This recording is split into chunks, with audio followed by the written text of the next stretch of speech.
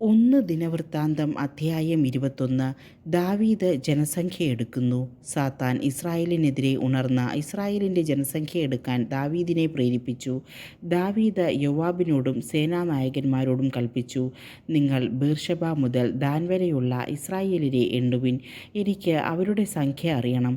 യോവാബ് പറഞ്ഞു, കർത്താവ് ജനത്തെ 100 ഇരട്ടി വർദ്ധിപ്പിക്കട്ടെ.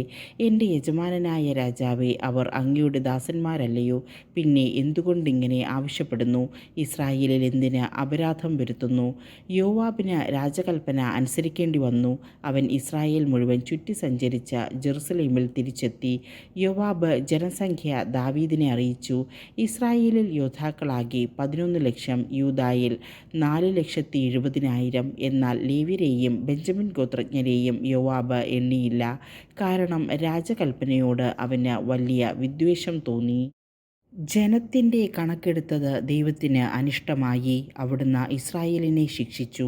ദാവീദ് ദൈവത്തോട് പ്രാർത്ഥിച്ചു, ഇതുവഴി ഞാൻ വലിയ പാപം ചെയ്തു പോയി. അവിടുത്തെ ദാസൻ്റെ അകൃത്യം ക്ഷമിക്കണമേ. വലിയ ഭോഷത്വമാണ് ഞാൻ ചെയ്തത്. കർത്താവ് ദാവീദിൻ്റെ ദീർഘദർശിയായ ഗാദിനോട് അരുളി ചെയ്തു, ദാവീദിനോട് പറയുക, കർത്താവ് അരുളി ചെയ്യുന്നു, ഞാൻ പറയുന്ന 3 കാര്യങ്ങളിൽ ഒന്ന് നിനക്ക് തിരഞ്ഞെടുക്കാം, അത് ഞാൻ നിന്നോട് ചെയ്യും. ഗാദ് ദാവീദിൻ്റെ അടുത്ത് വന്ന് പറഞ്ഞു, കർത്താവ് അരുളി ചെയ്യുന്നു, നിനക്ക് ഇഷ്ടമുള്ളത് തിരഞ്ഞെടുക്കുക. 3 വർഷത്തെ ക്ഷാമം, അല്ലെങ്കിൽ 3 മാസം ശത്രുക്കളുടെ നിരന്തരമായ ആക്രമണവും നിന്റെ പലായനവും, അതുമല്ലെങ്കിൽ 3 ദിവസം മഹാമാരിയാകുന്ന ഹണ്ഡം കൊണ്ട് കർത്താവിൻ്റെ ദൂതൻ നടത്തുന്ന സംഹാരം. എന്നെ അയച്ചവനോട് ഞാൻ എന്തു പറയണമെന്ന് തീരുമാനിക്കുക. ദാവീദ് ഗാദിനോട് പറഞ്ഞു, ഞാൻ വലിയ വിഷമസന്ധിയിൽ പെട്ടിരിക്കുന്നു. മനുഷ്യരുടെ കരങ്ങളിൽ പതിക്കുന്നതിനേക്കാൾ കർത്താവിൻ്റെ കരങ്ങളിൽ പതിക്കുന്നതാണ് ഭേദം. അവിടുത്തെ കാരുണ്യം വലുതാണല്ലോ. കർത്താവ് ഇസ്രായേലിൽ മഹാമാരി അയച്ചു. 70,000 ഇസ്രായേലിയർ മരിച്ചു വീണു. ജെറുസലേം നശിപ്പിക്കാൻ ദൈവം ദൂതനെ അയച്ചു. അവൻ നഗരം നശിപ്പിക്കാൻ തുടങ്ങിയപ്പോൾ കർത്താവ് മനസ്സ് മാറ്റി സംഹാരദൂതനോട് കൽപ്പിച്ചു, മതി, നിന്റെ കരം പിൻവലിക്കുക. അപ്പോൾ കർത്താവിൻ്റെ ദൂതൻ ജബൂസ്യനായ ഓർനാൻ്റെ മെതിക്കളത്തിനരികെ നിൽക്കുകയായിരുന്നു. കർത്താവിൻ്റെ ദൂതൻ ജെറുസലേമിനെതിരെ വാളൂരി പിടിച്ചുകൊണ്ട് ആകാശത്തിനും ഭൂമിക്കും മധ്യേ നിൽക്കുന്നതാണ് ശിരസ്സുയർത്തിയപ്പോൾ ദാവീദ് കണ്ടത്. ഉടനെ അവനും ശ്രേഷ്ഠന്മാരും ചാക്കൊടുത്ത സാഷ്ടാംഗം വീണു. ദാവീദ് പ്രാർത്ഥിച്ചു, ജനത്തിൻ്റെ കണക്കെടുക്കാൻ ആജ്ഞാപിച്ചത് ഞാനല്ലേ? ഈ അജഗണം എന്തു ചെയ്തു? എൻ്റെ ദൈവമായ കർത്താവേ, അങ്ങയുടെ കരം എനിക്കും എൻ്റെ പിതൃഭവനത്തിനും എതിരെ ആയിരിക്കട്ടെ.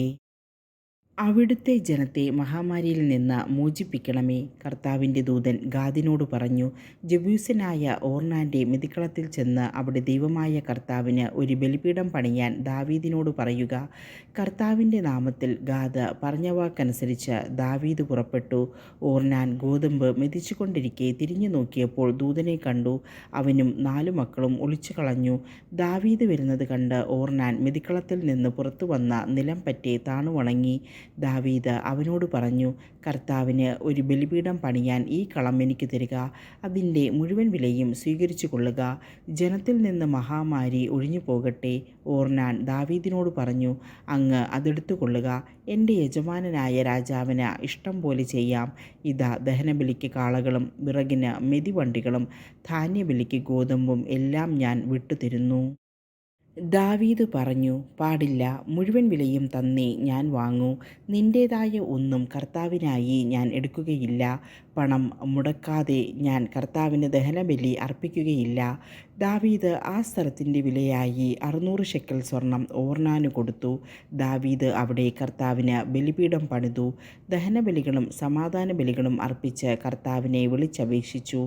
ആകാശത്തിൽ നിന്ന് ദഹനബലിപീഠത്തിലേക്ക് അഗ്നി അയച്ച് കർത്താവ് അവന് ഉത്തരമരുളി. കർത്താവ് ദൂതനോട് കൽപ്പിച്ചു. അവൻ വാൾ ഉറയിൽ ഇട്ടു. ജബൂസ്യനായ ഓർനാൻ്റെ മെതിക്കളത്തിൽ വെച്ച് കർത്താവ് തനിക്കുത്തരമരുളിയതിനാൽ ദാവീദ് അവിടെ ബലികൾ അർപ്പിച്ചു. മോശ മരുഭൂമിയിൽ വെച്ച് നിർമ്മിച്ച കർത്താവിൻ്റെ കൂടാരവും ദഹനബലിപീഠവും അന്ന് ഗിബെയോനിലെ ആരാധനാസ്ഥലത്തായിരുന്നു. സംഹാരദൂതൻ്റെ വാളിനെ ഭയന്നതുകൊണ്ട് ദൈവത്തോട് ആരായുന്നതിന് അവിടെ പോകാൻ ദാവീദിന് കഴിഞ്ഞില്ല.